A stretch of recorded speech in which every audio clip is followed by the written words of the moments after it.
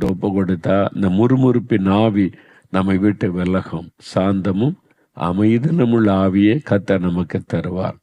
அப்போ நீங்கள் ஒப்பு கொடுக்கணும், ஆண்டவரே எங்கள் வீட்டில் முறுமுறுப்பே இருக்கக்கூடாது, எங்களை நாங்கள் ஒப்பு கொடுக்கிறோம். அன்றைக்கு ஆரோனுடைய கோலை துளிர்க்க வைத்து முறுமுறுப்பை அப்புறப்படுத்தினீங்க. எங்கள் வீட்டுக்குள்ளே காணப்படுகிற அந்த முறுமுறுப்பெல்லாம் மாறும்படி ஒரு அற்புதம் செய்யுங்கன்னு நீங்கள் ஜெபிச்சிங்கன்னு வைங்க, ஆண்டவர் கட்டாயம் ஒரு அற்புதம் செய்வார். இந்த முறுமுறுப்பை ஒளிய பண்ணிட்டு ஃபேமிலியாக சந்தோஷமாக நீங்கள் ஆண்டவரை துதித்து பாடி ஜெபிக்க கர்த்தர் கிருபை கொடுப்பார். இப்போ நம்ம ஜெபிக்கலாமா? இஸ்ரவேல் மக்கள் மத்தியில் இந்த முறுமுறுப்பை ஒளிய பண்ணி நீங்கள் ஆண்டவரே எங்கள் குடும்பத்துக்குள்ளே காணப்படுகிற முறுமுறுப்பெல்லாம் மாற்றுங்க, எங்கள் குடும்பத்தை ஒரு அற்புதம் செய்து அதிசயம் செய்து முறுமுறுப்பாக மாற்றி ஆசீர்வதிங்கன்னு ஜெபிச்சிங்கன்னா உங்கள் வீட்டுக்குள்ளே இன்றையிலேருந்து ஒரு மாற்றம் வந்துடும். அப்படி ஜெபிக்கலாமா?